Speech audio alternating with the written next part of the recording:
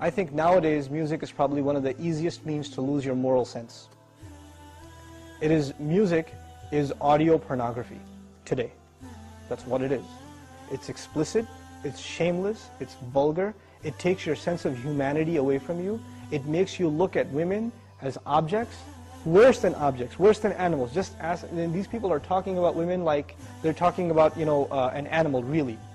It objectifies women, and especially I've noticed a lot of the brothers that I know of, Muslims, that are really into the hip-hop scene, and they're kind of doing the hifz of the song, right? They're memorizing the song, and they're really good at reciting it with perfect tajweed too, right? And so they do that, and it's just horrible language, horrible, horrific language. The only simple response I have to that, if you have any regard for the Book of Allah, that you really think it's from Allah, بِئْسَ الْإِسْمُ الْفُسُوقُ بَعْدَ الْإِيمَانِ. Even the name, the mention, the word for something bad is terrible once you have faith. Even the mention of something terrible is horrible for you, it's harmful for you after you have faith. You have to have a clean tongue. You have to say what قُلْ لِعِبَادِي يَقُولْ الَّتِي هِيَ أَحْسَنُ. Tell my slaves to say that which is the best. Say what is the best. Say good things from your mouth. So this is the first thing. When you say horrible things, and you say things that are in direct contradiction to the moral gauge Allah gifted us with, then obviously you're deviating from your natural fitrah, your predisposition to turn to Allah. And when you constantly listen to garbage like that, then you get deviated. And you don't find pleasure except in disobedience to Allah, and that's a sign of a sick heart. So one has to distance themselves from this. This is the first step. And I'll tell you, this is my personal measure, this is not a fatwa, it's my personal analysis, you don't have to take it.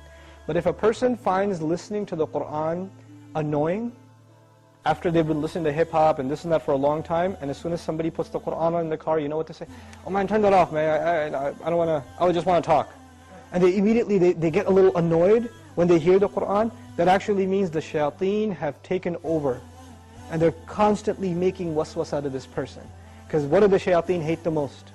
Yes, they hate the Qur'an. They hate the word of Allah. They flee, it hurts them. So you know what they do? Because this person has let the shayateen, the devils, into his heart, they start pinching at his heart when he hears Qur'an, and he says, I don't want to hear this. Right? It's like surgery, it's like pulling a tooth for this person. This happens. When you try to give this person a reminder from Allah's word, they get annoyed by it, like agitated, like an allergic reaction. Why? Because they've let the shayateen in. To let them out, the first thing you got to do is stop supplying them with fuel. This is fuel.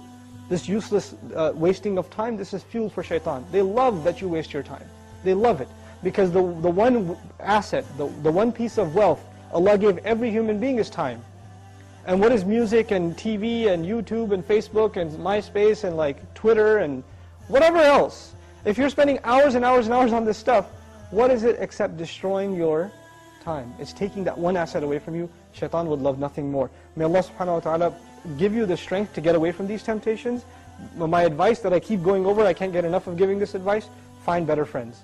Find company that is not into these things and try to spend more time with them, and inshallah you'll wean yourself off of these habits. Bi-idhnillah.